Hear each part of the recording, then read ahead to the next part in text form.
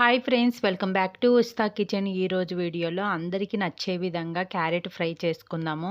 చాలామంది carrot sweetness ఉంటుందని fry లాగా కానీ కర్రీ లాగా కానీ చేసుకోరు, కానీ ఈ విధంగా చేసుకోండి, టేస్ట్ అయితే చాలా బాగుంటుంది. వీడియో లాస్ట్ వరకు చూసి మీరు కూడా ట్రై చేయండి.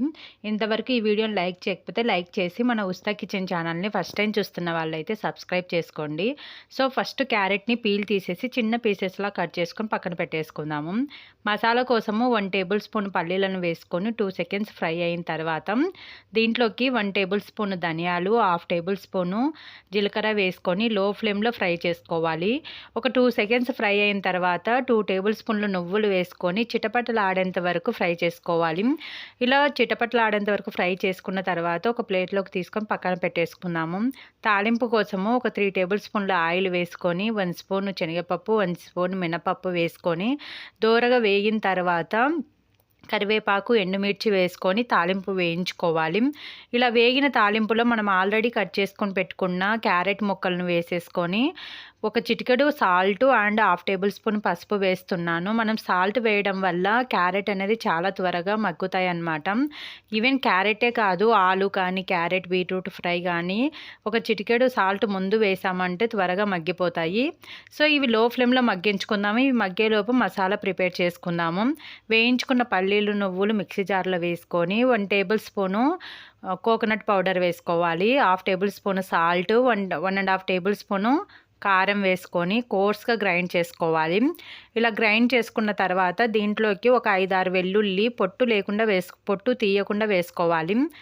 ఇలా వేసుకొని మన రోట్లో దంచితే ఎలాగైతే వస్తుందో అలా కోర్స్గా గ్రైండ్ చేసుకోవాలి.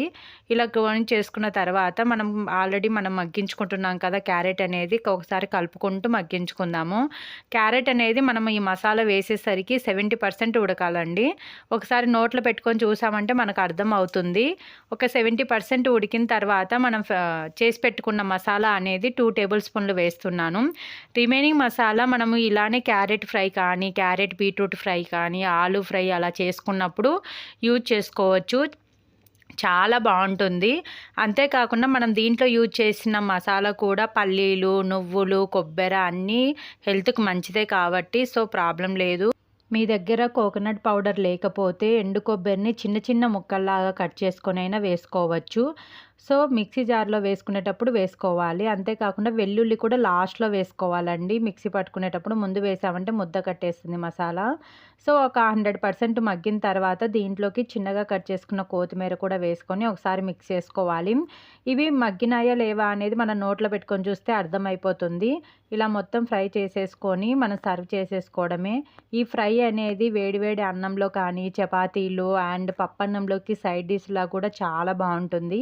మీరు కూడా తప్పకుండా ట్రై చేయండి. ట్రై చేసి మీకు ఎలా వచ్చింది అనేది కామెంట్ రూపంలో తెలియచేయండి. మీకు ఈ వీడియో నచ్చినట్టయితే మీ ఫ్రెండ్స్ అండ్ ఫ్యామిలీ మెంబర్స్కి షేర్ చేయండి. అదేవిధంగా ఇలాంటి మంచి మంచి వీడియోల కోసం మన ఉస్తా కిచెన్ ఛానల్ని సబ్స్క్రైబ్ చేసుకోండి.